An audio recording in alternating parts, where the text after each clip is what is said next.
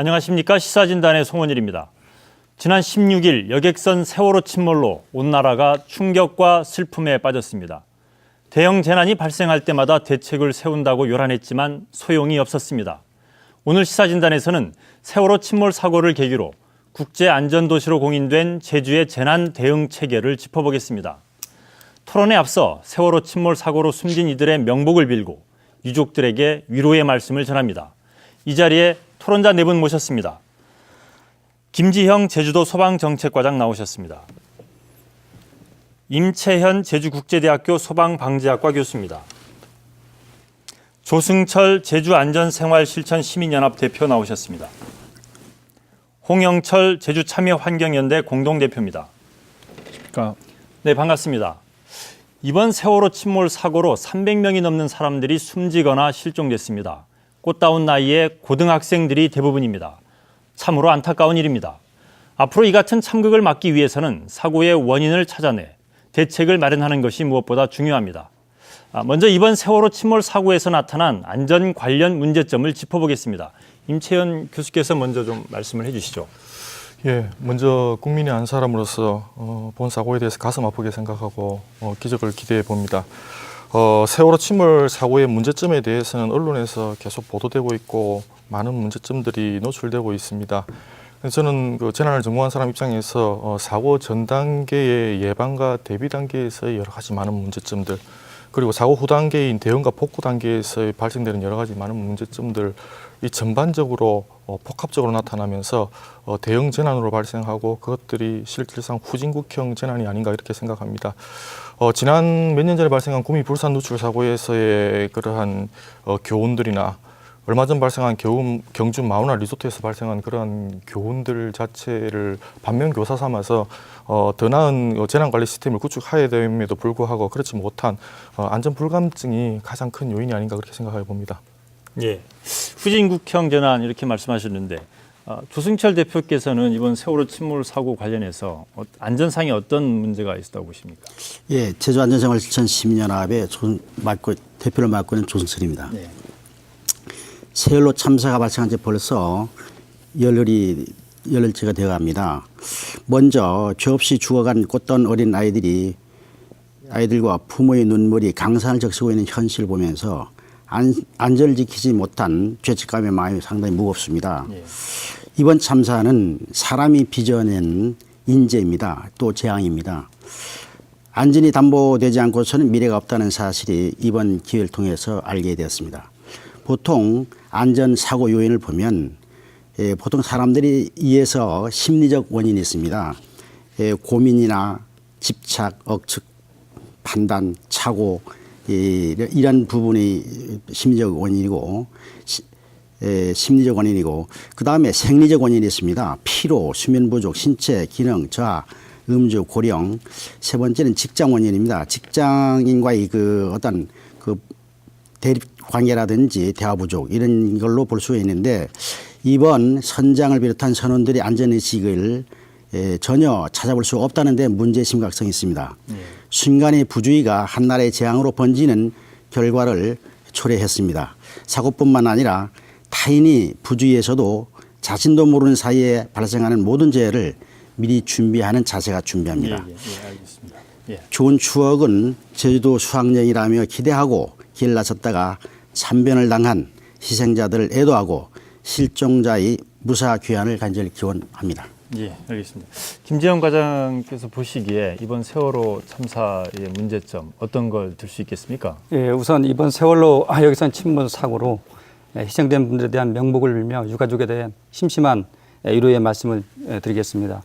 흔히 사고가 발생하면은 생명을 구할 수 있는 시간대가 있습니다. 이것을 골든 타임이라고 하는데 이번 사고에서는 이거를 놓쳤기 때문에 대형 재난 사고로 이어지지 않았나 이렇게 생각을 합니다.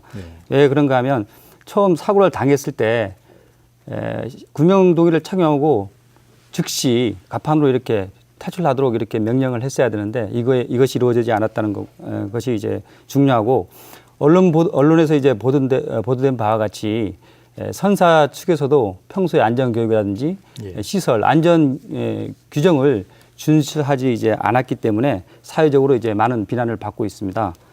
이번 세월호 사고로 인해서 그동안 각 분야에서 이제 안전에 대한 어떤 비정상의 어떤 관행을 찾아내서 정상적인 궤도로 올려놓는 과제를 남겼다고 이제 생각을 합니다. 예.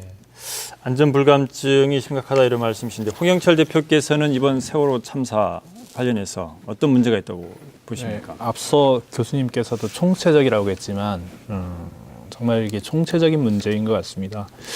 근데 저는 이제 이 재난이 발생해서 어떤 대응을 하는 그런 시스템상의 문제보다는 지금 이제 그 세월호 같은 경우 일본에서 18년간 운행하다가 수령이 거의 다 돼가지고 거의 폐선 직전에 우리나라로 왔습니다. 그 전에는 한 20년 정도의 그 선박 그 운항 기간을 이명박 정부 때 늘렸죠. 10년간 더 늘려가지고 이런 것이나 그 어떤 선원들에 대한 안전 교육이라든지 여러 가지 그런 어떤 재난이 발생 전에 이루어져야 됐던 그런 부분들이 전혀 이루어지지 않은 거죠. 어쨌든 재난이 발생되면 크든 적든 그에 따른 피해가 있게 마련이고 재난 이후에도 지금 뭐 전 국민적으로 마음이 먹먹하고 우리가 앞으로 어떻게 이 나라에 살아야 될지 그런 걱정을 하고 있는 건데 그런 이제 마음의 상처들이 아주 오랫동안 남게 됩니다. 또한 이제 경제적으로도 상당히 그 큰 피해를 받고 있는데요. 벌써 그 제주도 같은 경우는 도민들이 어떤 이 섬이라는 환경 때문에 다른 지역하고 물건을 수송하고 그래야 되는데 그것들도 상당히 많은 압박을 받고 있는 걸 알고 있습니다. 어쨌든 재난은 미리 발생 전에 대응하는 게 최선이다. 그래서 어떤 재난 그 전에 제주도도 어떤 재난에 대한 대응을 그 전에 재난 발생 전에 하는 게 무엇보다 중요하다. 그런 생각을 가지게 됩니다. 네. 재난이 발생하기 전에 미리 예방하는 게 무엇보다 중요하다 이렇게 말씀하셨는데 이번 세월호 침몰과 같은 대형 재난은 사실 보면 언제 어디서나 이렇게 발생할 수 있는 거지 않습니까? 그래서 이 재난을 예방하는 것도 중요하지만 이 재난이 발생할 경우에 어떻게 신속하게 대응 체계를 갖추느냐 이것도 상당히 중요한 과제 같습니다. 제주 지역의 경우 이렇게 대형 재난에 대비한 대응 체계가 제대로 갖춰졌는지 좀 살펴보겠습니다. 김지영 과장께서 먼저 제주도의 재난 대응 체계 어떻게 갖춰졌는지 먼저 말씀을 해주시죠. 예, 도내에서 이제 대형 재난이 발생하게 되면 도 단위의 재난대책 안전본부가 이제 구성이 됩니다. 여기에서는 이제 이재민 구호라든지 사고 수습, 복구 업무 등 예산이 수반되는 사항이라든지 장기간에 의해서 계획에 의해서 추진되는 사항 등을 총괄적으로 조정하고 그리고 결정하는 역할을 하고 있습니다. 그리고 사고 현장에는 긴급구조 통제단이 운영이 되게 되겠습니다. 육상 같은 경우에는 소방관사가 이제 중심이 돼서 운영을 하게 되고 이번 사고와 같은 해상 사고에 있어서는 해경에서 중심이 돼서 이제 운영을 하게 됩니다. 제주도의 이제 긴급구조통제단에는 5개 부로 이렇게 구성이 되어 있는데 여기에는 이제 30개 이제 기관이 유관기관이 이제 참여를 하고 있습니다. 이 긴급구조통제단에서는 평시에는 뭐 종합훈련이라든지 도상훈련 그리고 각 기관별로 기능별 어떤 훈련을 통해서 유사시 사고를 대비하고 있고 이번에 그 제주도 안전대책 지원반에서도 사고가 발생하자마자 현지로 이제 파견해가지고 제주도민이 있는지 그리고 희생자나 유가족에 대한 지원 사항 업무를 이렇게 지원을 하고 있습니다. 예. 재난안전대책본부와 긴급구조통제단 이런 체계를 갖추고 있다. 네, 그렇습니다. 이렇게 말씀하셨는데 임채영 교수님, 임 교수님은 이제 울산에서 많이 그 안전과 관련해서 주로 이제 연구도 하시고 많은 활동을 해 오셨는데 어떻습니까? 제주도에 현재 구축된 재난 대응 체계 어떻게 보십니까? 예, 앞에서 언급드린 구미 불산 누출 사고 이후에 새 정부가 출범하면서 안전이 화두가 되고 안전에 대한 많은 개선 노력들이 있어 왔습니다. 그래서 뭐 중앙에는 안전행정부랄지 지방에는 뭐 안전총괄과 같은 안전 중심의 조직 개편들이 단행되었지만은 실제 그 내막을 봤을 때는 그 전문성이 부족하다든지 아니면 통합할 수 있는 통합 능력들이 부족하다든지 여러 가지 기능적인 부분에 대한 문제점들이 뭐 최근 한 1, 2년간 계속 거론되어 왔던 것들이 사실입니다. 실제 무슨 이러한 안전 부분이 이번에도 발생되었던 그러한 그 침몰 사고 같은 경우에도 자치단체의 영역보다도 어떻게 보면 국가재난관리 체계의 다른 지방 정부의 역할들이 중요하다고 생각됩니다. 비단 제주만의 문제가 아니고 16개 광역자치단체 모두가 다 그러한 유사한 시스템들을 구축하고 있기 때문에 중앙이 가지고 있는 재난관리 시스템과 지방이 가지고 있는 재난관리 시스템들을 어떻게 연계하고 융복합할 수 있는지에 대한 그러한 논의들 그리고 그러한 노력들이 있어야 지방에서의 안전이 확보될 수 있지 않는가 이렇게 생각이 됩니다. 예. 중앙정부와 지방정부 간의 긴밀한 어떤 협력의 문제 이렇게 상당히 중요하다 말씀해 주셨는데 조승철 대표께서는 현재 제주도에 구축된 재난 대응 체계 어떻게 평가하십니까? 예, 저는 그 비교적 민간 단체로 그 역할에 대해서 말씀을 드리겠습니다. 예. 재난이 없는 나라는 없습니다. 그러나 다만 재난에 강한 나라를 만들기 위해서 저희 민간인들로 재난안전 네트워크를 구성이 됐습니다. 2007년 9월 시민이 자발적으로 이 안전에 대한 것을 의식을 고취시키고 재난에 대응하기 위해서 만들어졌습니다. 물론 여기에는 재난안전 대표는 제가 맡고 있고요. 새마을내, 적십자사, 이용소방소, 이용소방연합회, 해병대 전우회, 의사회, 간호사회, 모범운전자회, 사회복지공동모금회가 가입하여 협력체를 강화하고 있습니다. 평소에는 국민에게 안전의식 고취를 위해 각 기관의 원활한 정보 교류와 역할 분담, 업무 협력 등을 통해 효과적인 재난 활동 수행을 하고 있습니다. 예를 들어서 만약 어떠한 사건이 발생되면 그 구성단체가 갖고 있는 그 기능이 있습니다. 가령 응급 환자가 발생된다면 상황 접수와 전파는 우리 안실련이 하고 간호사회에서는 그 현지에 가가지고 간호를 하고 그 환자를 운송하는 모범 운전자가 하고 진료는 의사회에서가 하고 이런 역할 분담을 하고 있습니다. 물론 독자적인 역할뿐만 아니라 제주도 안전총괄 기획관실 또는 소방안전본부가 그 대책본부가 이제 구성되면 거기에서 저희들에게 상황 전파를 해줍니다. 그럼 저희들이 민간단체들이 연합해서 네. 스스로 활동을 하는 것을 재난안전 네트워크 구성이 됐다는 말씀을 이 자리에서 말씀드리고 싶습니다. 대형 재난이 발생했을 경우에 정부 차원에서도 긴밀하게 움직여야 되지만 민간 차원에서도 예. 도움을 줄 수 있는 그런 어떤 체계를 갖추고 있다는 말씀이신데 지금 현재는 예. 그 9개 단체에 예. 한 회원만 한 3만 6천 명 됩니다. 제주도 내에 제주도에 그렇습니다. 그런 관련된 민간 단체들이 예, 그렇습니다. 이렇게 참여를 하고 있다는 말씀이신데 김재영 과장님, 좀 전에 임채연 교수께서 뭐 중앙정부와 지방정부 간의 긴밀한 협력이 필요하다 이런 말씀도 하셨고 지금 민간 단체와 그 정부 조직 간에 지방 정부 간의 긴밀한 협력 이런 부분도 필요하다는 말씀하셨는데 이런 그 협력 체계가 지금 현재 어떻게 갖춰져 있습니까?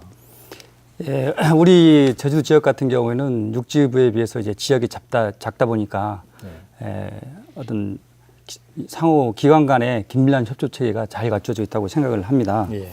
그리고 재난안전대책본부에는 이제 상황 총괄 팀을 비롯해 가지고 수색 9999 팀 등 13개 팀으로 이렇게 구성을 해서 기능별로 이렇게 협업체를 유지해 나가고 있는데 예를 들어서 긴급 구조 구급 기능반에서는 경찰이라든지 제주방어사령부, 해경 그리고 보건소와 기능별로 평소에 훈련을 이렇게 하고 있고 그리고 태풍 등 발생되는 이제 시기에는 사전 상황 판단 회의를 열어서 예. 공동으로 이렇게 대응할 수 있는 방안을 강구해 나가고 있다는 말씀드리겠습니다. 예. 홍영철 대표님, 지금 세월호 참사 관련해서 중앙재난안전대책본부가 제 역할을 못하고 있다 하는 이런 지적들도 있습니다. 네. 제주에서 이런 대형 재난이 발생할 경우에 지금 현재 뭐 제주도에 어느 정도 재난 대응 체계가 갖춰져 있다 이렇게 말씀하시지만 실제 대형 재난이 발생할 경우에 과연 이게 제대로 작동할 것인지에 대한 의문도 있습니다. 어떻게 보십니까? 그렇습니다. 어떤 체계라든지 시스템적으로 갖춰져 있다 하더라도 지금 실제로 이제 재난 상황에 발생했을 때 이것을 어떻게 효율적으로 분배하고 좀 적합한 방법을 찾느냐 이런 것들이 좀 이번 세월호 참사에서도 시스템은 갖춰져 있으나 그런 매뉴얼대로 되지 않는 그래서 정부가 초기에 우왕좌왕해가지고 더 큰 참사로 번지는 그런 문제를 봤는데요. 보니까 정부에서도 이러한 그 재난 상황에 대비해서 훈련을 하는데 훈련 것들이 대부분 보면은 어떤 그 이제 페이퍼 훈련이라고 보통 얘기를 하는데 대부분 그냥 어떤 사건이 발생했을 때 어떻게 대처를 할 것인가 안을 올려라 뭐 이런 식으로 진행이 되는데 어떤 실제 상황에서 종합적으로 이런 그 재난 현장에 대처할 수 있는 그런 실제 훈련들이 거의 이루어지지 않고 있는 걸로 알고 있습니다. 제주도도 그런 것들이 이루어지고 있는지 그것을 먼저 이제 따져봐야 되겠고요. 실제로 이렇게 아까 30개 기관에서 참여할 때 이런 부분에서 상당히 서로 간에 좀 적절한 이 어떤 구조 인력의 분배라든지 방법을 찾는 부분에 있어서 서로 이게 좀 그 의견들이 많이 엇갈리는 그런 모습들이 나타나는 것 같습니다. 그런 부분에 대해서 어떻게 이제 대응해 나가야 될지 그런 부분들도 좀 이 기회에 좀 깊게 좀 생각을 해봐야 될 것 같습니다. 예. 홍 대표께서 이 그동안 이루어진 훈련들이 보면 주로 이제 서류 사항의 훈련들이 많았다. 뭐 이런 말씀하시는데 어떻습니까, 과장님? 이게 훈련의 방법도 여러 가지가 있을 건데 그 실제 상황을 가정해서 직접 뭐 이렇게 인력과 장비들이 투입돼서 하는 훈련들 그런 건 어떤 게 있습니까? 예, 우선 기관 간의 어떤 협조 체계를 유지하기 위해서는 서로 이야기를 나누는 것이 가장 중요하다고 생각을 합니다. 어떤 그쪽 기관에서 어떤 생각을 갖고 있고 뭘 요구해야 되는지 이걸 파악하는 게 가장 중요한데 우선 연윤례해서 실제 가상훈련을 장비를 동원하는 훈련을 하고 있고요. 그리고 도상훈련 아까 말씀하신 대로 어떤 대상을 정해서 페이퍼상으로 도상훈련을 연이에 이런 한 기회를 가지고 있습니다. 이때 각 기관에서 요구 사항이라든지 이런 거를 이게 의견을 수렴할 수 있는 기회를 갖고 있고요. 그리고 매달 각 기관별로 기능별 자체 훈련을 갖도록 이렇게 해서 비상시에는 정상적으로 가동될 수 있도록 최선을 다하고 있다는 말씀입니다. 예, 알겠습니다. 임치현 교수님, 좀 전에 그 중앙정부와 지방정부 간의 긴밀한 협력 이런 부분들이 중요하다 이렇게 말씀하셨는데 이번 세월호 침몰 관련해서도 보면 이 엇박자가 많이 나지 않습니까? 관련 기관들끼리. 어떻습니까? 이런 긴밀한 협력 체계를 갖추기 위해서 어떤 노력이 필요하다고 보십니까? 네, 아까 홍 대표님 말씀에 적극적인 동의를 합니다. 예측되는 사고들은 실제 대형 사고로 발생되지 않습니다. 그래서 예측할 수 있는 사고들에 대한 많은 시나리오를 가지고 거기에 대한 훈련들을 한다면은 경미하게 끝날 수 있는 사고들이 대형 사고로 발생되는 사례들이 있는 거죠. 제가 작년에 미국 텍사스의 TEX라는 기관을 방문한 사례가 있습니다. 광활한 대지에 많은 그 설비들을 구축해서 그곳에서 발생될 수 있는 다양한 사고에 대한 시나리오들과 훈련하는 모습들을 보고 많은 도전을 받았는데 그 가운데 제가 더 느꼈던 부분 중에 큰 부분들이 현장 요원들에 대한 그런 협업하고 응원하는 그런 훈련 외에도 중간 관리자나 최고 관리자들이 정기적으로 그런 시나리오에 따른 같은 업무를 나누고 컨트롤 타워 역할을 감당하면서 서로 분배하고 하는 훈련들을 계속 수행함으로써 어떠한 재난 상황이 발생되더라도 전문성을 가진 한 기관에서 컨트롤 타워 역할을 맡고 서로 협조하는 그런 체계들이 정말 모범 사례가 되지 않았나 정말 또 도전을 받았습니다. 우리 대한민국도 그렇고 우리 제주도 그렇고 이러한 협력 체계를 잘 구축하기 위해서는 전문가들을 많이 양성해야 됩니다.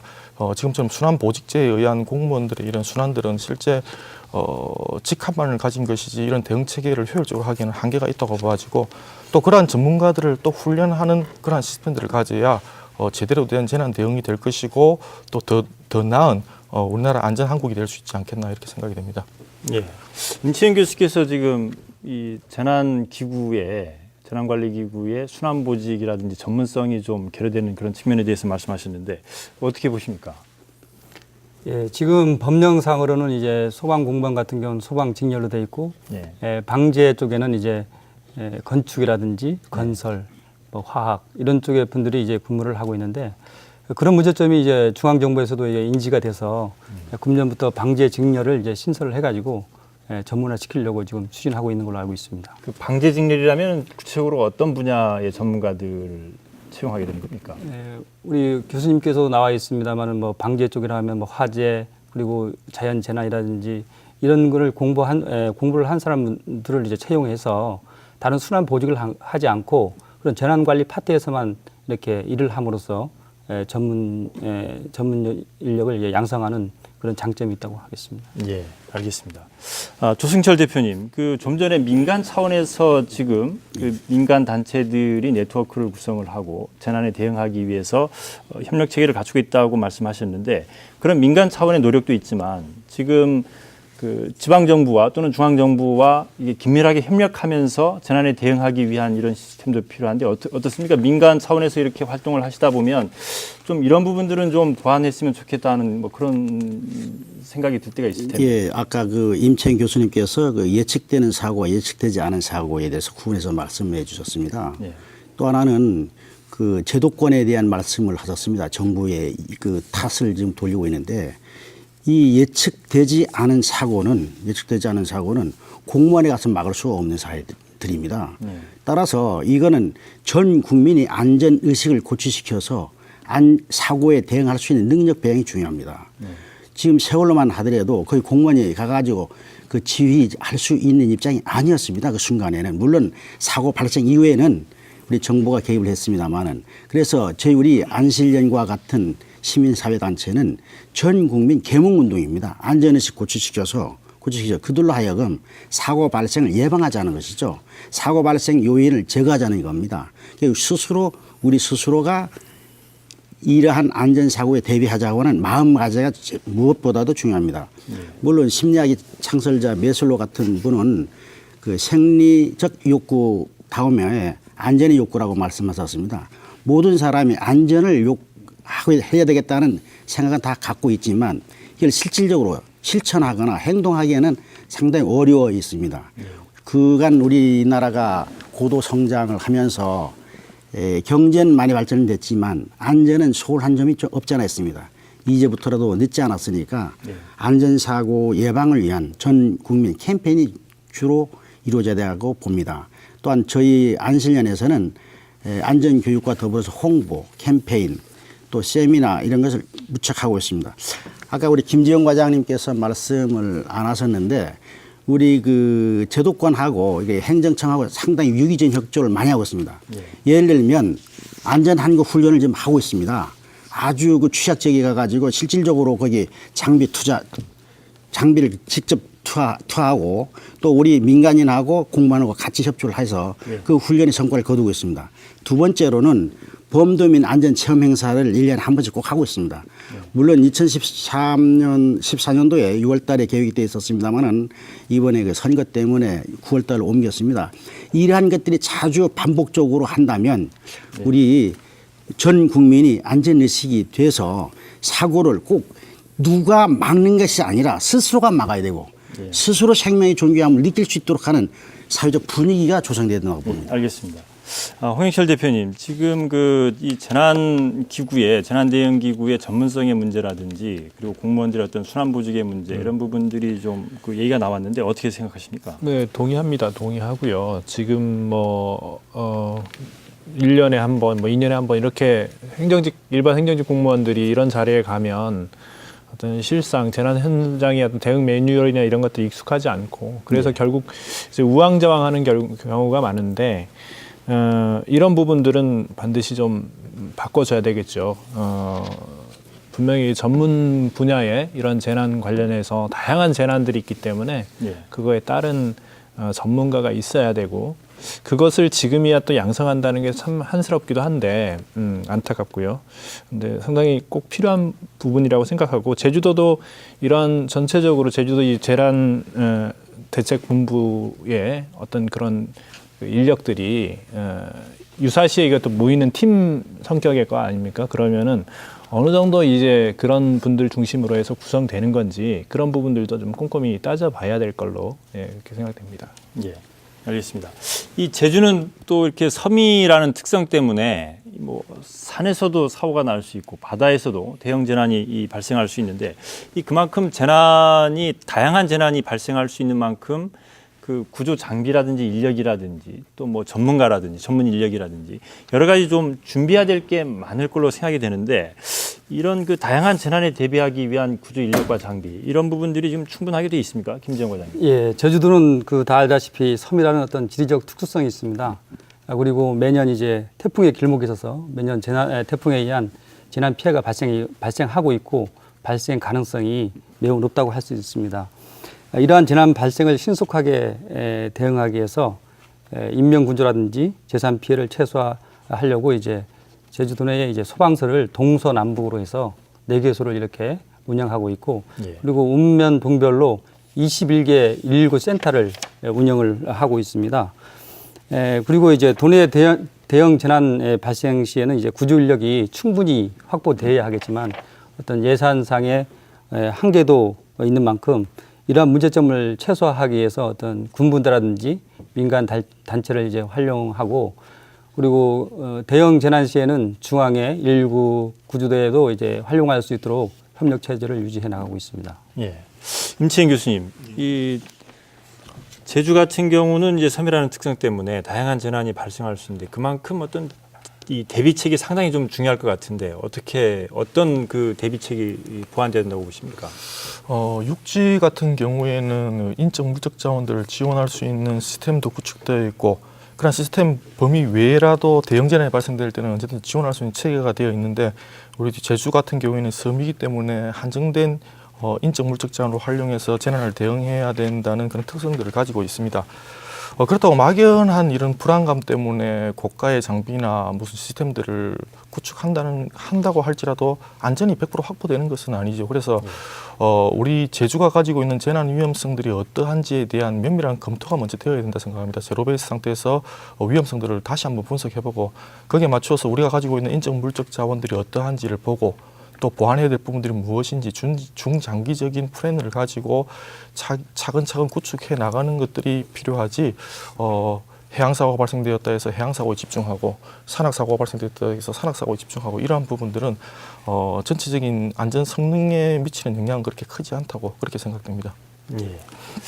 조승철 대표님, 민간 차원에서 지금 안전과 관련된 활동들을 계속하고 계신데 지금 도내의 이 재난에 대비한 장비나 인력 이런 부분들이 좀 충분하다고 보십니까? 좀 보완해야 될 부분은 없겠습니까? 예, 먼저 저희들은 그 인력은 충분합니다. 봉사하는 정신은 많이 있는데 그 장비는 현재 갖춰져 있지 못합니다.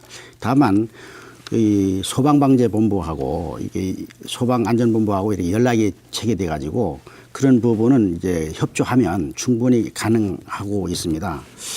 이번 참사에 보듯이 그 순간의 실수가 얼마나 많은 재앙을 가져오느냐에 이 안전사고는 그 결과를 가져오는 거였습니다. 따라서 그 우리 국민 스스로가 안전의식을 향상시킨 것만이 저는 이 안전사고에 대비할 수 있다라고 봅니다. 물론 장비도 중요하고 다 좋죠. 예, 그러나 어떤 예측 가능하거나 어떤 사고 예방할 수 있다는 요인이 발생됐을 때 우선 스스로 제거하는 겁니다. 우리 안전생활 실천 시민연합에서는 우리 회원들 전부가 어떤 예측 가능하거나 길을 가다가 무슨 요인이 생기면 제거합니다. 그래 놓고는 그 해당 부서에다가 통보를 해줍니다. 행정부서에서. 그리고 행정부에서는 그것을 가지고 확인하고 제거하는 역할을 하고 있습니다. 이걸 가리켜서 우리 예찰 활동을 하고 있습니다. 이런 부분에서 특히 그 소방안전본부나 제주도 그 안전총괄기획관실하고 유기적인 협조를 유지하고 있다는 말씀을 이 자리에서 드리고 싶습니다. 시민들이 스스로 어떤 이 안전에 위협이 되는 요인들을 찾아서 제거하는 이런 노력을 하고 계신다는 말씀이신데 우선 제가 말씀드리고자 한 것은 죄송합니다만은 안전생활 실천 시민연합 그 제목에서 나타난 것과 마찬가지로 안전을 생활화하고 실천을 하자는 얘기입니다. 누가? 시민 스스로가 하자는 뜻입니다. 예, 알겠습니다. 홍영철 대표님, 지금 그 제주도가 지금 확보하고 있는 재난에 대비한 이런 인력과 장비의 문제, 이게 지금 제주가 이렇게 광범위한 또 다양한 종류의 재난이 발생할 수 있는데 어떻게 평가하십니까? 임채영 교수님이 그 막연한 불안감 때문에 고가의 장비를 들여오는 것은 바람직하지 않다. 뭐 그런 얘기를 하셨는데 어떤 섬이라는 환경 때문에 대형 재난이 발생하면 상당히 그 장비나 이런 것들이 도달하기가 상당히 어렵습니다. 예. 실제로 지금 최근에 제주도의 카로텔이나 롯데시티 호텔 이렇게 큰 건물들 대형 화재가 났을 때 그런 대형 높은 건물에 화재가 났을 때 현재 장비로서는 지금 어려운 거 아닙니까? 그것도 어쨌든 예측 이게 발생 가능성을 따지기보다는 하여튼 그쪽이 났을 때 그럼 어떻게 대응할 것이냐, 다른 지역에서 소방 헬기가 올 때까지 기다려야 될 것이냐 하는 문제들도 있고요. 앞으로 제주도에서는 더 높은 건물들도 짓는다고 하는데 그런 거에 대한 장비는 상당히 부족한 실정입니다. 예. 그렇다면 기본적으로 예상되는 장비 부분에 대해서 예산이 필요한 거 아니냐, 저는 그렇게 생각되고요.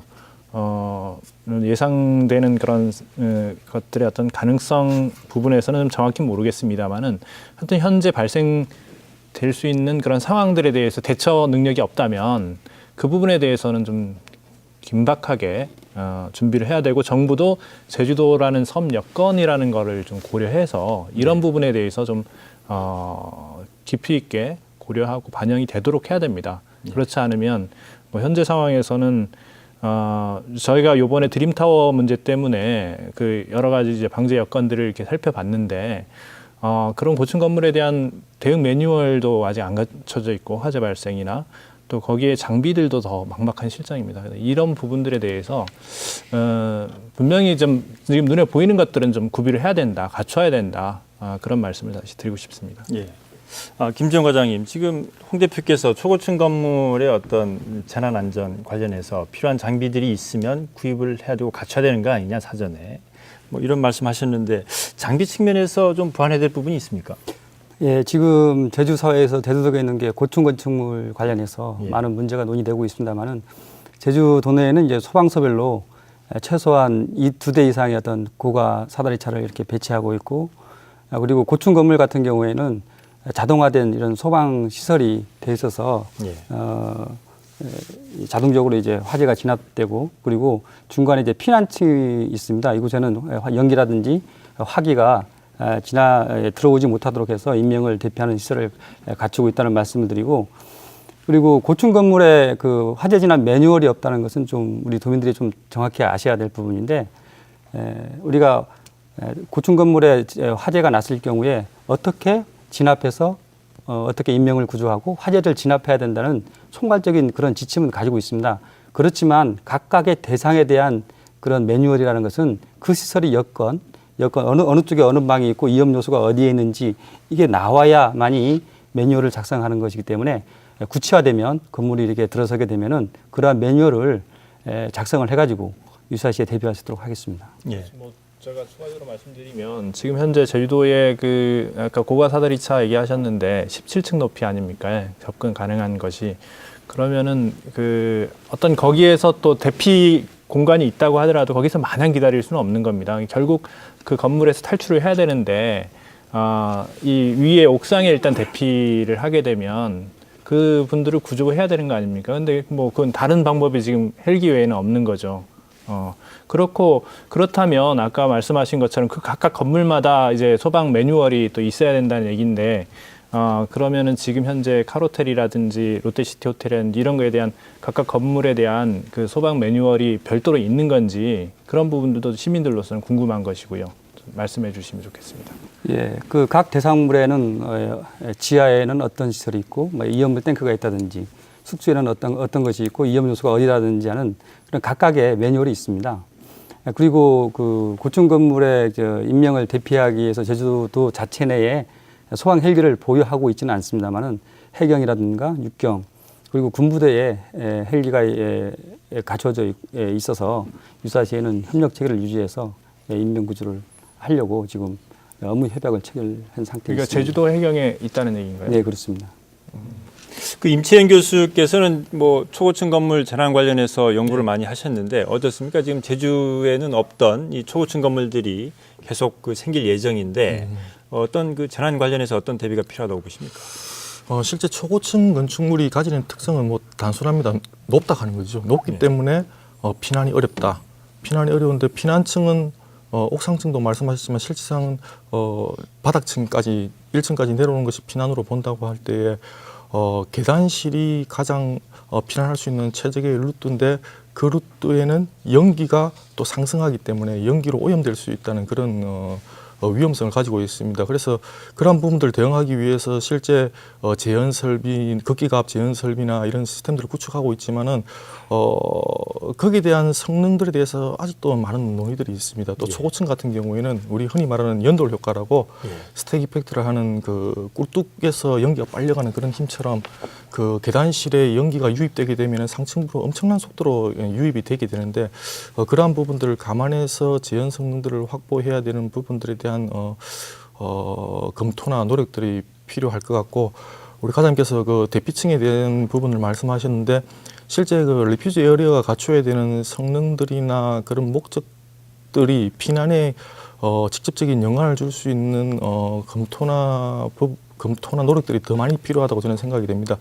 대피층이 우리 단순하게 대피로 끝나는 것이 아니고 그 대피를 통해서 1층까지 피난할 수 있는 그런 뭐 직통 엘리베이터나 여러 가지 그런 부분들이 같이 병행되어야 하는데 현재 법령들도 많은 개정들도 있고 노력들도 있는데 그런 부분들이 우리 제주시에서도 사전 심의할 때 좀 충분히 검토되어야 되지 않겠나. 특히 바람이 많은 지역이고 또 그런 환경들이 있기 때문에 좀 특별히 반영돼야 되지 않겠나 싶습니다. 예, 일단 뭐 오늘 주제가 초고층 건물의 재난 안전 이 부분은 아니기 때문에 이 정도로 그 정리를 하겠습니다. 어쨌든 제주에 신설되는 이 초고층 건축물의 재난에 대비한 이 안전 그리고 구조, 재난 방지 대책 이런 부분들이 면밀하게 마련돼야 된다 하는 정도로 정리를 하고 다음 주제로 넘어가겠습니다. 지난 2007년 세계보건기구가 제주를 국제안전도시로 공인을 했습니다. 이 제주가 그만큼 안전하다는 뜻인데 이 국제안전도시로 지정된 만큼 정말 안전한가 이 부분을 좀 짚어보겠습니다. 이 조승철 대표께서 국제안전도시 이게 어떤 의미인지 간단하게 좀 설명을 해주시죠. 예, 그 안전한가에 대해서 말씀드리겠습니다. 2013년도 경찰청이 그 분석한 치안 종합 성과의 그 결과를 보면 우리 제주도가 16개 시도 중에 12위입니다. 그만큼 불안하다는 얘기죠. 그것은 무엇을 말을 하려고 하느냐면은 일반 그 사건 사고를 말하는 겁니다. 사건 사고를 말하면 범죄가 많다는 얘기죠. 그런데 우리 그 시민사회단체나 우리 경찰 이런 데서 적극적인 노력을 해가지고 요즘은 많이 그 범죄가 이제 그 줄어들고 있는 실정입니다. 다만 교통사고라든지 이런 부분이 조금 그 증가세를 지금 보이고 있습니다. 국제안전도시는 잘 아시는 바와 같이 2007년도 세계보건기구가 공인하는 국제안전도시의 제주특별자치도가 선정되었고 2012년도에 국제안전도시 공인센터 그 현지 실시단위 평가 결과 제주도가 국제안전도시로 재공인을 받았습니다. 예. 세계보건기구는 사회 구성원 모두가 지속적으로 안전을 위해 노력하는 도시를 말하는 것이지 완벽하게 사건 사고가 없고 재난이 없다는 뜻을 의미하는 건 아닙니다. 그래서 이 세계보건기구는 1989년부터 세계 각국 그 도시를 상대로 국제안전도시 평가를 실시하고 있습니다. 현재 전 세계 28개국 274개 도시가 안전도시로 공인을 받았고 우리 제주도는 2007년 7월에 수원시에 의해 국내에서 두 번째로 안전도시로 선정된 바 있습니다. 제주 제2기 안전도시 사업의 주요 내용으로는 제주 종합안전체험센터를 건립할 예정으로 있습니다. 그렇게 되면 전 도민이 거기 가서 체험을 하고 어떻게 하게 되면 안전한 삶을 보장받을 수 있는가를 체험할 수가 있다는 얘기입니다. 그다음에 지역별 특색에 맞는 시기별 안전사고 예보제를 운영한다는 겁니다. 물론 우리 김지영 과장님께서 소관이긴 하겠습니다만은 그다음에 심정지 환자 소생률을 7% 끌어올리기를 한다는 겁니다. 좀 정리해 주시죠. 예, 그렇다면 그 우리 그 안실련에서도 그 심정지 그 심폐소생술 교육을 저희들이 계속하고 교육을 받고 있습니다. 소방 학교하고 우리가 MOU를 체결해 가지고 앞으로 우리 국제안전도시는 서로가 노력을 해야 안전도시가 된다는 사실을 그 말씀드립니다. 그래 가만히 있어서 주어지는 게 아니고 스스로 노력할 때만이 가능하다. 이 말씀을 드리고 싶습니다. 이 국제안전도시라는 게 안전한 도시가 아니고 안전을 위해 노력하는 도시다 이렇게 말씀하셨는데 어쨌든 제주가 국제안전도시로 지정됐다는 것은 그만큼 이 안전성 면에서 나름대로 이렇게 평가를 받았다는 건데 문제점을 짚어보기 전에 이 제주가 이 안전과 관련해서 잘 갖춰진 면, 강점 이런 건 어떤 걸 들 수 있겠습니까, 김지영 과장님? 예, 그 안전 사고가 어떻게 감소시켜 나가기 위해서는 원인에 대한 조사가 일차적으로 필요하다고 하겠습니다. 그래서 우리 제주 소방안전본부는 제주도 어느 지역에서 어떠한 사고가 많이 발생하는지를 조사하기 위해서 도내 7개 종합병원 응급실에 사고 손상 감시 전산 시스템을 이렇게 구축을 해놨고, 예. 그리고 119 구급대 자료, 그리고 통계청 자료를 수합해서 분석을 해가지고 매년 사고 손상 감시 실태 보고서를 전국에서는 최초로 우리가 발간을 하고 있고, 그리고 그 결과 이제 이러한 자료는 각 기관별로 예방 정책을 이렇게 수립하는데 이렇게 참조를 이렇게 해 나가는 걸로 알고 있습니다. 그 결과로 우리가 2007년도에 이제 안전도시로 공인받고 난 뒤에 인구 10만 명당 이제 사고 손상 사망자가 3.5%, 1년에 약 한 20여 명이 이제 감소를 하고 있습니다. 예. 그리고 통계청에서는 이제 매 2년마다 사회 안전 인식도라는 것을 조사를 하게 되는데 2008년도에 제주도가 이제 지역이 안전하다는 의견이 44.5%였는데 2008년도에는 71.1%로 이렇게 나왔습니다. 이것은 이제 전국에 비해서도 이제 8%가량 높게 이제 나왔다는 말씀을 드리고, 그리고 안전 관련 기관 단체와의 협력 관계를 유지하다 보니까 그분들을 서로 인정을 해주고 서로 사업을 협력적으로 이렇게 일할 수 있는 분위기가 조성됐다는 게 이제 중요하다는 말씀을 드리고, 그리고 제주를 이제 찾는 관광객들에게는 제주도 안전도시, 제주가 안전한 도시다는 이런 이미지를 심어주는 이런 장점이 있다고 하겠습니다. 예, 알겠습니다. 국제안전도시로 지정되면서 사고도 좀 줄어들고 안전하다라는 인식도 이렇게 확산이 되고 있다는 말씀을 해주셨는데, 하지만 이 크고 작은 이 사고들이 계속 발생하고 있지 않습니까? 홍 대표께서는 이 안전도시로 지정됐지만 현재 어떤 문제가 있다고 보십니까? 뭐 대형 재난이라는 측면에서 오늘 얘기하고 있어서 좀 뭐 작은 사고들 거의 사망자 얘기를 하는 게 좀 맞는 건지는 모르겠습니다만, 일단은 그 제주도가 또 교통사고율이 이렇게 전국에서 가장 높지 않습니까? 이런 문제라든지 또 이제 2007년도 나리 태풍 때 보면 상당히 제주도가 정말 그 대형 재난을 겪었지 않습니까? 예. 그때 보면은 그 무기력함을 또한 우리가 겪었고, 그 이후에 어떤 대처라든지 그것의 원인 분석, 그런 것들을 재차 막는 그런 과정들, 어떤 그 대책들, 이런 것들이 잘 보이지 않거든요. 근데 그거는 결국 뭐 앞으로도 기후 변화 때문에 이런 그 태풍이라든지 폭우라든지 이런 것들이 제주도 같은 경우는 가장 민감합니다. 근데 지난 나리떼 태풍도 보면은 길을 너무 많이 뽑아놨어요. 그 길 자체가 하천이 돼버려가지고 그런 문제들, 또 이렇게 다리들을 만들고 복개하고 그런 시설물로 인해서 엄청난 피해를 거뒀잖아요. 그런데 그런 부분에 대해서 여전히 또 어떤 변화라든지 그런 게 거의 보이지 않습니다. 여전히 그렇게 있고. 그런데 그런 상황에서 제주도가 국제 안전도시다, 그런 위안만을 가지고 지금 가고 있는 거 아닌지, 그런 부분들에 대해서 한번 심각히 고민을 해봐야 되지 않느냐 하는 것이죠. 예. 임채연 교수님, 임채연 교수께서는 이제 울산발전연구원에서 안전 관련해서 많이 연구도 하셨는데, 울산이 지금 국제안전도시가 되기 위해서 노력을 하고 있다고 얘기를 들었습니다. 보시기에 제주가 일단은 지금 국제안전도시로 공인을 받았지만 어떤 노력이 더 필요하다고 보십니까?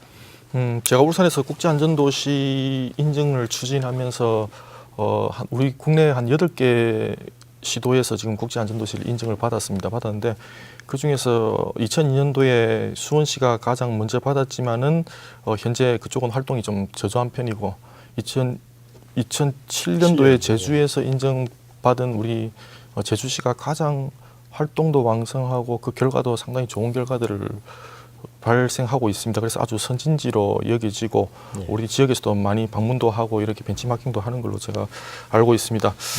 그런데 이제 WHO에서는 이제 안전도시에 대한 정의를 이렇게 하고 있습니다. 안전도시는 그 지역 사회가 모든 사고나 손상으로부터 완전히 안전하다는 것이 아니라 사회 구성원들이 사고로 인한 손상을 줄이고 안전을 증진시키기 위해 지속적이고 능동적으로 노력하는 도시다, 이렇게 정의를 하고 있습니다. 그래서 어떻게 제주가 국제안전도시인데 사고가 발생할까에 대한 그런 의문보다도 우리 지역 구성원들이 그 사고에 대해서 다시 고민하고 발생하지 않기 위해서 어떻게 해야 될지에 대한 노력들이 계속될 때에 이 국제안전도시 인증이 효과도 있고 지역사회가 안전해지지 않겠나 싶은 생각을 가지고요. 근데 실제 우리 그 최근 5년간의 제주에서 발생된 사고들을 제가 오기 전에 잠깐 분석을 해봤는데 2012년 기준해가지고 5년 전 대비해서 재난사고가 한 20% 이상 증가한 걸로 그렇게 통계 보고가 있었습니다. 실제 20%라는 수치는 상당히 높은 수치인데 그 원인은 여러 가지가 있을 수가 있겠습니다. 일단 유입 인구가 증대되고 관광객들이 많아지면 자연히 사고가 많이 증대되고 있는데 될 수 있는데 필요하다면은 이러한 사고들에 대해서 우리 안전도시 시스템 내에 좀 집어넣어서 무엇이 문제가 있는지 또 무엇을 개선해야 될지 시민들하고 관하고 같이 머리를 맞대어서 노력한다면은 우리 국내에서의 우수한 안전도시를 넘어서 뭐 세계 가운데서도 아주 선진 도시로서 안전도시로서 정착하지 않을까 이렇게 생각됩니다. 예. 임치현 교수께서 제주가 이제 국제 안전도시로 지정이 되면서 뭐 벤치마킹 하러 오는 이런 경우도 많지만 그동안 재난이 좀 이렇게 20% 증가했다든지 이렇게 보완해야 될 점도 있다고 말씀하시는데 김지영 과장께서는 국제 안전도시 관련 업무도 지금 맡고 계신데 어떤 보완 노력이 필요하다고 보십니까? 예, 그 제주 도내에서는 연간 약 3,000여 명이 이제 사망을 합니다. 그 중에는 이제 질병으로 사망하는 분도 있고, 그리고 연세가 들어서 사망하는 분도 있고, 사고로 사망하는 분들이 있는데, 그 중에서 이제 약 440명인 전체의 약 14%가 사고로 사망하는 걸로 이렇게 나타나고 있습니다. 차트를 보면서 한번 설명을 드리도록 하겠습니다. 지금 연도별 사고 손상 사망자를 보고 계십니다. 10년간인데 2003년부터 2007년도까지는 이렇게 꾸준하게 이렇게 증가되는 것을 이제 알 수 있습니다. 공교롭게도 2007년도 이제 안전도시가 공인된 이후에는 다소 이제 하향해서 행보를 이렇게 보이고 있다는 말씀을 드리고, 아까 그 교수님, 임채연 교수님께서 말씀하는 사고가 증가하고 있다. 이거는 여러 관점에서 이렇게 짚어봐야 할 문제입니다. 왜 그런가 하면 제주자치도는 이제 광역시나 특별시 같이 도시형 어떤 자치단체이고, 그리고 전라남도나 강원도 같은 경우는 농촌형 좀 이런 농촌 복합형 이런 자치단체이기 때문에 어떤 사건 사고에 대한 신고라든지 이런 게 정확하고 통계 자료가 아주 정확하다는 이런 평가를 받고 있습니다. 그렇지만 실제적으로 사고로 인한 사망자는 그 2007년 이후에 다소 감소했다는 말씀을 드리겠습니다. 그리고 한 가지 더 말씀을 드리도록 하겠습니다. 그 사고 원인별 사고 손상 사망자를 이렇게 보시면 2000년 전까지는 교통사고가 이제 많은 비중을 차지했습니다만은 2003년부터 자살 사고가 이제 가장 높게 나타나고 있습니다.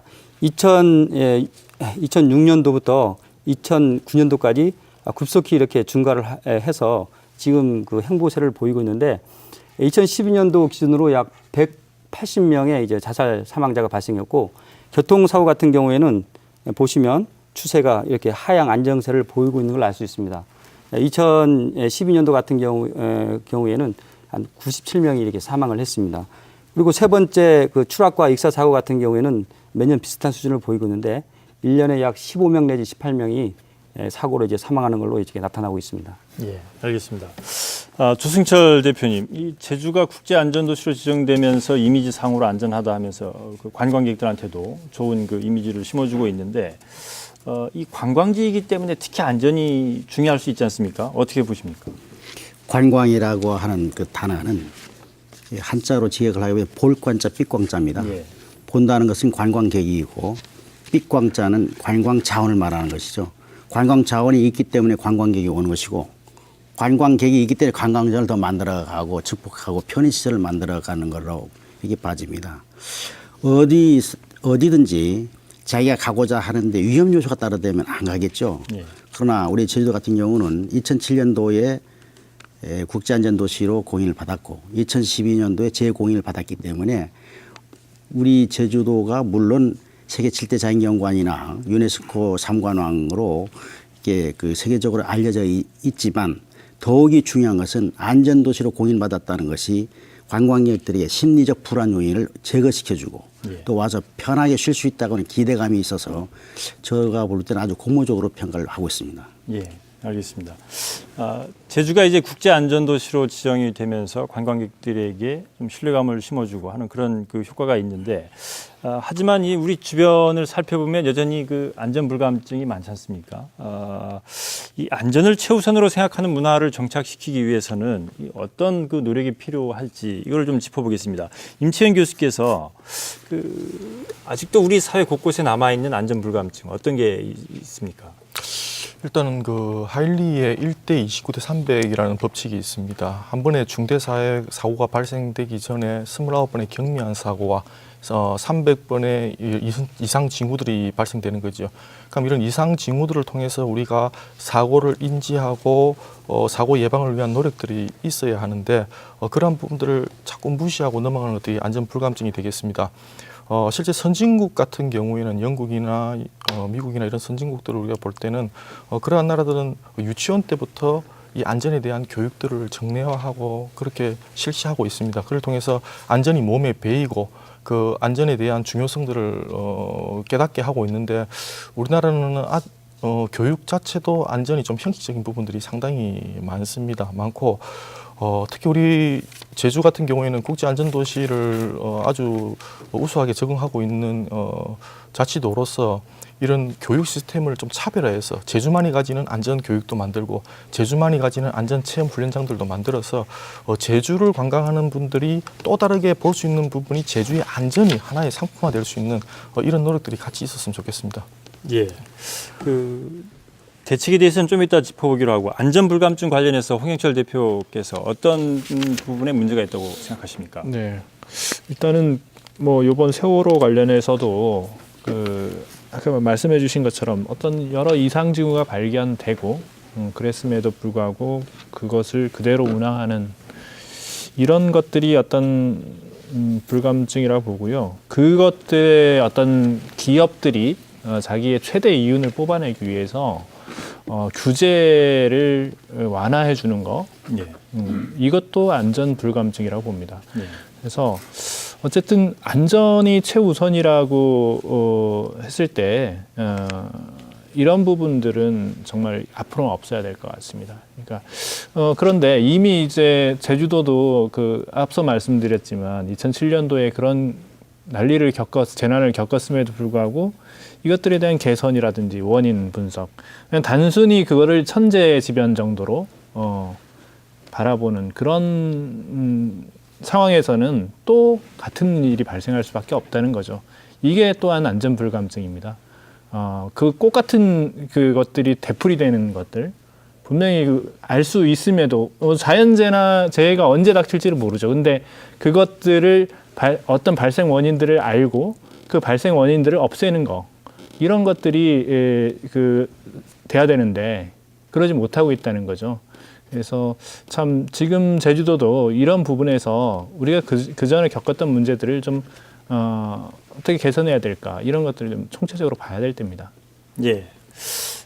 재난 그 자체도 중요하지만 재난을 일으키는 근본적인 원인, 뭐 예를 들어 뭐 중산간 난개발이라든지 이게 지금 간접적으로 재난을 불러일으킬 수 있는 요인들이기 때문에 그런 측면에까지 확장해서 면밀한 분석 검토가 필요하다는 말씀이신데, 김지영 과장님, 아까 이제 임채연 교수께서 안전 교육 어릴 때부터 하는 게 중요하다 이런 말씀도 하셨습니다. 지금 소방 차원에서 이런 부분에 대해서 어떤 지금 실행하고 있는 프로그램이 있습니까?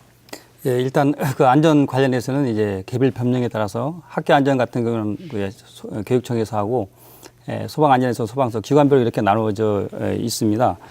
네. 그리고 이제 학생이라든지 성인별로도 이제 각각 많은 교육이 이루어지고 있는데 저희가 이제 안전 불감증을 해소해 나가기 위해서는 유년기부터 체계적으로 이렇게 교육을 시켜야 할 필요가 있는데 이거를 이제 제도화할 필요가 있고 그리고 지금까지 이제 안전 교육이라는 게 이론적 중심으로 이렇게 시키다 보니까 애들이 이제 짜증을 낸다든지 실증을 내는 경우가 많아서 앞으로는 재미를 동반한 체험 안전 교육이 이렇게 필요하다고 이제 하겠습니다. 그리고 우리가 그 어떤 안전시설 투자를 하게 되면 이거를 대부분 사람들은 비용의 문제로 이렇게 치부를 하는데 그게 내 자신뿐만 아니라 우리 가족이라든지 크게는 우리 사회에 대한 사회적 투자로 이렇게 인식을 해 나가야 될 것으로 이제 봅니다. 그래서 이것은 이제 어떤 한 단체나 기관에서 할 수 있는 일이 아니고 사회적으로 그리고 국가적으로 이런 관심을 갖고 지속적으로 장기간에 걸쳐서 추진돼야 할 사양으로 이제 생각하고 있습니다. 예. 조승철 대표께서 보시기에 우리 사회에 남아있는 안전불감증 어떤 게 있다고 보십니까? 우선 먼저 그 임천 교수님께서 유치원부터 그 안전교육이 필요하다는 말씀을 하셨습니다. 우리 안실련에서는 24명의 전문가 요원 그 교사들이 있습니다. 이 교사들이 어린이집과 유치원을 순회 방문하면서 교육을 시키고 있다는 말씀 우선 먼저 말씀드리고요. 다음에 그 우리 자치경찰에서 시행한 어린이 교통공원이 있습니다. 제주시 봉계동에 또 이 삼천단에는 소방안전학교가 있습니다. 소방 그 안전본부에서 운영하는. 그 다음에 저기 도로교통공단에는 소방안전 체험할 수 있는 교통안전 체험할 수 있는 그 공간이 있습니다. 우리 그 시민사회단체에서는 이 시설들을 이용을 하고 있습니다. 그래서 교통공단에는 어린이 교통공원에는 매일 3명이 가서 교육을 하고 있습니다. 또 이 소방안전학교 심폐소생술이라든지 체험관 이거 할 때는 물론 소방학교장님하고 협의해서 이제 교육을 받고 있다는 사실을 우선 말씀드리고 뭐니 해도 사회적으로 이 분위기 조성입니다. 그것은 안전의식을 고취시키고 함양시킬 때만이 이걸 근절시킬 수 있다는 얘기입니다. 그래서 저희 안전생활실천시민연합에서는 이 결의대회를 하고 있습니다. 안전체험관을 운영하고, 안전체험을 실시하고 있고, 그 다음에 어린이집이나 유치원, 이런 그 초등학교 어린 아이들 대상으로 또는 경로당, 소외계층에다가 순회 교육을 하고 있습니다. 이런 교육을 하고 있고, 특히 안전의식을 함양시키기 위해서 범도민 계몽운동을 하고 있다는 말씀을 드리고 싶습니다. 예, 알겠습니다. 지금 토론 시간이 지금 다 돼가고 있는데 일단 그동안 제기된 많은 문제점들 그리고 보완 대책 이런 부분에 대해서 좀 정리를 해보겠습니다. 이 제주뿐만이 아니고 한국 사회 곳곳에 이 안전불감증이 만연해 있는데 이거를 바로잡을 대책 어떤 게 필요한지 말씀을 좀 들어보겠습니다. 임채연 교수께서 이 만연한 안전불감증 어떻게 바로잡아야 될지 말씀을 해주시죠. 예, 일단은 민하고 관하고 해야 될 부분에 대해서 좀 나눠서 생각해 보겠습니다. 관에서는 우리 도시가 가지고 있는 방제 성능 목표를 다시 한번 잡아봤으면 싶습니다. 그래서 우리 도시가 어느 정도의 수준까지 현재 와 있고 어느 정도 수준까지 가야 될지에 대한 정량적인 목표를 설정해서 그 목표를 달성하기 위한 노력들을 해야 할 것이고 이러한 부분들의 결론은 시민들이 체감할 수 있는 체감 안전도로 다가갈 수 있다 그렇게 생각이 되고 또 관해서 한 가지 더 고민해야 될 부분들이 우리 안실련에도 대표님이 오셨지만은 우리 안전 관련된 그 활동들을 민간 차원에서 하고 있는 그런 활동들을 지원할 수 있는 체계들이 좀 있었으면 좋겠다. 결론은 안전도시로 가기 위해서 가장 중요한 역할을 담당하는 부분들이 그 안전 문화 운동을 하시는 분들인데 그런 부분들에 대해서 교육도 시키고 그리고 정보도 교류할 수 있는 부분도 만들고 그리고 자긍심도 고취할 수 있는 이런 보상들도 해주고 네트워킹도 구축하고 지원도 해주는 이런 체계들이 안전도시로 갈 수 있지 않겠나 싶습니다. 그리고 다음으로 이제 민간 차원에서는 결론은 안전도시가 관에서 주도하는 것이 아니고 민간 차원에서 같이 동참해야 합니다. 그래서 안전에 대한 시민들 자체가 관심을 가지고 동참할 때에 그 안전이 나의 안전이 되는 것이죠. 그래서 다시 말씀드리자면은 한 사람 한 사람이 다 안전에 대한 노력과 투자를 한다면은 우리 제주 같은 경우에는 안전에 대한 관심을 가진 분이 60만 명이 되는 겁니다. 어느 곳에 있든지 다 안전을 감시하고 지원하는 자들이 되기 때문에 그렇게 될 때 진정한 안전도시가 될 것이다. 마지막으로 안전은 누구나 누려야 될 복지라고 생각됩니다. 안전에 대한 사각지대가 있어서는 안 됩니다.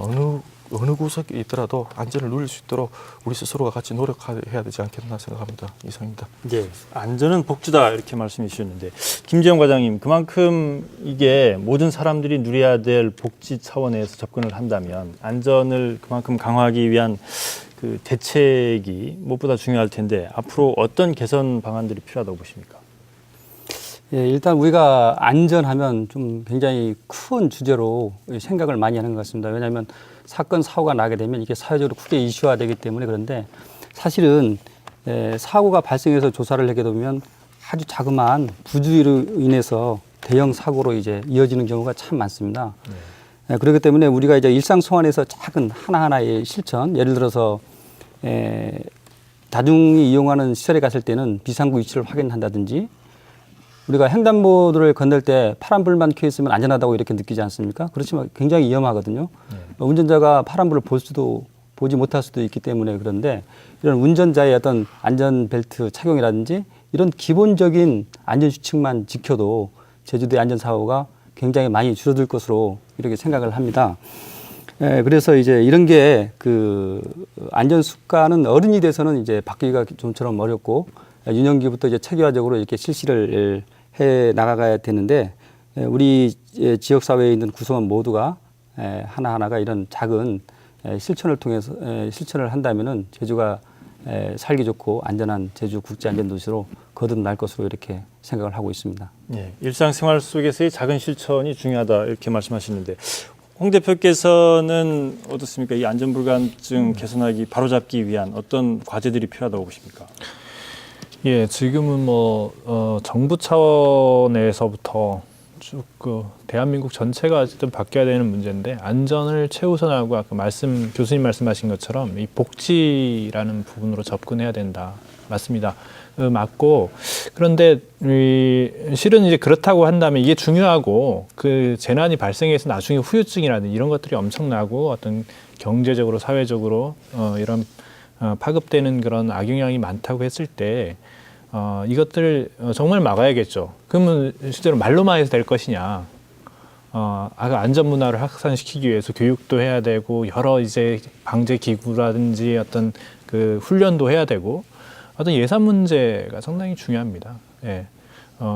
결국 그 부분이 담보되지 않으면 그냥 그 공론일 뿐이죠. 탁상 공론일 뿐이고 그런 부분에서 현 정부는 좀 어떤 기업에 대한 규제 완화라든지 뭐 이런 어떤 그런 여건들만 생각하지 말고 이 정말 안전을 최우선으로 하고 그 실제로 그렇게 그 의지들을 그 예산을 통해서 보이도록 그렇게 해야 될 것 같습니다. 예, 뭐 정부 정책 차원에서도 무분별한 규제 완화보다는 필요한 부분 그리고 안전을 위해 지켜야 될 부분은 지켜야 된다. 그리고 예산이라든지 실질적인 어떤 지원이 필요하다 이런 말씀을 해주셨는데 조승철 대표께서는 우리 사회 안전불감증을 해소하고 안전 수준을 더 높이기 위한 과제 어떻게 보십니까? 금년 들어서 안전불감증으로 인해서 사고가 2월 2일 날 여수 기름 유출 사고, 예. 2월 17일 날 부산 외대 신입생 환영장 지붕 붕괴 사건, 예. 이번 세월호 사건 벌써 달달이 큰 사건이 터졌다고 볼 수가 있습니다. 이것은 뭐니 해도 인재고 재앙입니다. 그러기 위해서는 조금만 조심했더라면 막을 수 있는 참사를 우리는 그 조그만한 실수를 막지 못했기 때문에 이런 참사를 가져왔습니다. 행정은 국민에게 다가가는 일부터 해야 하고 우리처럼 시민사회단체는 국민의 용기를 주도록 하는 일을 우선 하면 아마 가능하리라고 봅니다. 이 인도의 그 성자 그 간디가 뉴델리에 있는데 뉴델리에 그 묘가 있는데 그 묘비에는 이런 글귀가 있습니다. 그 사회적으로 나라가 망할 때 나타나는 7가지 그 징후가 있다는 겁니다. 첫째가 원칙 없는 정치. 원칙 없는 정치 꼭 정치를 말하는 게 아니라 제도적이나 법과 원칙을 지키지 않았을 때 나타난다는 얘기죠. 두 번째 노동 없는 부. 세 번째 양심 없는 쾌락. 네 번째 인격 없는 교육, 다섯 번째 도덕 없는 상업, 여섯 번째 인간성 없는 과학, 일곱 번째는 희생 없는 종교를 이렇게 지적하고 있습니다. 오늘날 우리 사회의 자화성을 보는 것과 같습니다. 이에 우리 모두가 해야 할 일은 상대방의 불신을 극복하고 신뢰를 얻는 겁니다. 보다도 여기서 지적하다시피 그 도덕 있는 기업 윤리가 더욱 강화되어야 되지 않게 봅니다. 이번 사건을 계기로. 알겠습니다. 이 토론을 하다 보니 정리할 시간이 됐습니다. 그 30초씩 마무리 발언을 하시죠. 김지영 과장께서 먼저 말씀해 주십시오. 네, 앞에서 많은 토론이 있었습니다만은 저희가 생각하지 못했던 부분도 여기에서 나왔던 것 같습니다. 이번 토론을 계기로 해서 안전 도시에 이제 반영을 해 나갔다는 말씀드리고, 그리고 고층 건축물에 대해서도 저희가 굉장히 신경을 많이 쓰고 있습니다. 제주 지역 같은 경우에는 이제 육지부에 비해서 고층 건축물이 이제 적지 않습니까? 그렇지만 이번에 63층 고층 건축물이 들어올 예정에 있는데, 이와 관련해서 저희 소방안전본부에서도 이 고층 건물 소방안전정책의 대책에 대한 충분한 검토와 개선 대책을 마련해 나가도록 하겠습니다. 임채인 교수님 말씀해 주십시오. 관광도시 제주에서의 관광자원의 개발이나 보존만큼이나 중요한 부분들이 안전이라고 생각됩니다. 제주가 국제안전도시로 아주 우수하게 정착함을 통해서 단순하게 관광을 넘어서 고부가가치 산업인 마이스 산업의 중심지가 될 수 있었으면 합니다. 예. 조승철 대표님 말씀해 주시죠. 안전은 아무리 강조해도 무리가 아닌 듯 싶습니다. 시시각각 밀려드는 죽음이 공포 앞에서 일상생활에서부터 안전문화를 실천하고 정착시킬 때만이 우리 사회는 행복한 사회가 되지 않을까 보아집니다. 국민은 안전을 먼저 생각하고 실천하며 사회는 안전에 대한 분위기를 조성하고 실천할 때만이 우리 사회는 풍요로운 사회가 되가 봅니다. 예, 알겠습니다. 홍영철 대표님 말씀해 주시죠. 아까 2007년도의 날이 그 이후에 그게 어떤 난개발의 원인 근데 그 이후에 어떤 대책이 없다 그런 얘기를 드렸는데요. 실은 이렇게 계속해서 안전만 강조하지 실천하지 않으면 어떤 소용도 없다고 보고요. 이 기회에 정말 그 제주도가 닥칠 수 있는 종합 그 재난 상황들이나 이런 것들을 꼼꼼히 체크해서 대비를 해야 될 것 같습니다. 그것에 도민의 안전을 가장 우선으로 책임져야 되는 도지사의 역할이기도 하고, 그런 부분에서 앞으로 많은 노력이 필요할 것 같습니다. 예, 알겠습니다. 오늘 말씀 고맙습니다. 참으로 안타깝고 비통한 일이 일어났습니다. 여객선 세월호 침몰 사고는 우리 사회의 안전 수준이 얼마나 취약한지 고스란히 드러냈습니다. 이 같은 참극이 또다시 일어나지 않게 하려면 우리 사회 곳곳에 남아있는 안전 불감증을 바로잡기 위한 뼈를 깎는 노력이 시급합니다. 다시 한번 세월호 희생자의 명복을 빕니다. 오늘 토론 마치겠습니다. 안녕히 계십시오.